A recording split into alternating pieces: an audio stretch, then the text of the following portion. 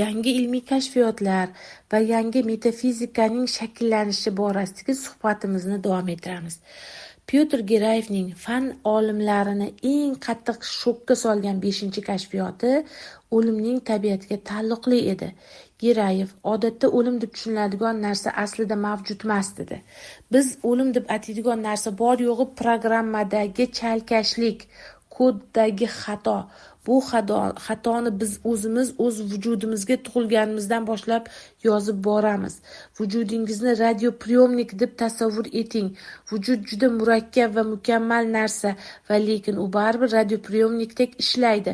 U informatsiyalar maydonida signallar, ong, quvvat qabul qiladi va uni o'z hayotida qo'llab o'zgartiradi. Priyomnik qancha muddat ishlasa, siz shuncha yashaysiz. Agar u sinib qolsa, o'lasiz. Bunda Gerayev radio to'lqin deb aytgan informatsiyalar maydonidan keladigan signallar ezoterikada, masalan, teosofiyada, Shri Arobindo ta'limotida ong quvvat maydonidan keladigan jismoniy, ya'ni vital, efir, astral, sevgi hissiyotlar va mental fikrlar, ong quvvati energiyalarga muvofiq keladi. Shuni aytib o'tish kerak. Faqat Gerayevda bu jarayonga ezoterikaga nisbatan torroq ilmiy texnologik nuqtai nazar oldinga surilgan. Ammo odam o'lgach priyomnik qabul qilib olgan signalga to'lqinga nima bo'ladi degan savolga javoban Gerayev hatto priyomnik sinib qolgandan keyin ham, ya'ni odam o'lgandan keyin ham signallar hech qayerga g'oyib bo'lmaydi. Qabul qilingan radio to'lqinlar radioapparat jismoniy vujud, ya'ni singandan keyin ham mavjudligicha qoladi. Ya'ni tana o'lsa hamki informatsiya ong mavjudligicha qoladi. U molekula vayron bo'lgandan keyin ham informatsiya maydonida xuddi DNK fantomida bo'lgani kabi 40 kun mobaynida o'zidan to'lqin tarqatib turadi. Ammo sinish qanaqa sodir bo'ladi?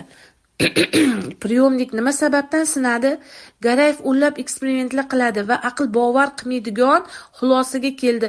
Uni xulosasiga ko'ra, biz o'z o'limimizni o'zimiz dasturlaymiz. Siz har safar xayolan bo'lsa ham men qariyapman deganingizda DNK'ingizga qarish dasturini kiritasiz. Tobim qochyapti deganingizda esa kasallik dasturini kiritasiz. Men o'lyapman deganingizda o'lish dasturini kiritasiz. Va bu metafora, majoz emas, bu fizik jarayon.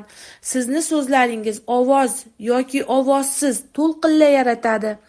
Bu to'lqin DNKga ta'sir etadi. DNK qabul qilib oladi va shu informatsiyaga mos ravishda o'z strukturasini, tarkibini o'zgartiradi. Agar informatsiya vayronkor bo'lsa, DNK vayron bo'ladi. Shu ma'noda informatsiya xuddi ong kabi bir lamchi. Aksincha, agar informatsiya shifobaxsh bo'lsa, DNK tiklanadi.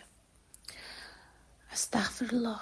Gerayev o'lim qo'rquvi DNK uchun eng kuchli vayronkor dastur ekanini aytadi.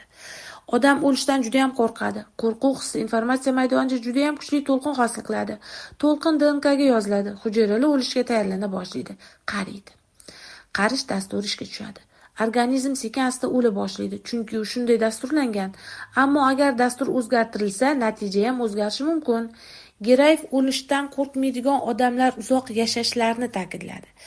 Bu ularning jasurligi tufayli emas, balki DNKlarda qo'rquv yo'qligi, o'lish zarurligi dasturi yo'qligi tufayliligini, ularning hujayralari o'lish zarurligi haqidagi signal olmasligi tufayli ekanini aytadi. Bu yerda shajaradan kelayotgan vahli o'lim programmalari haqida gapirilyapti.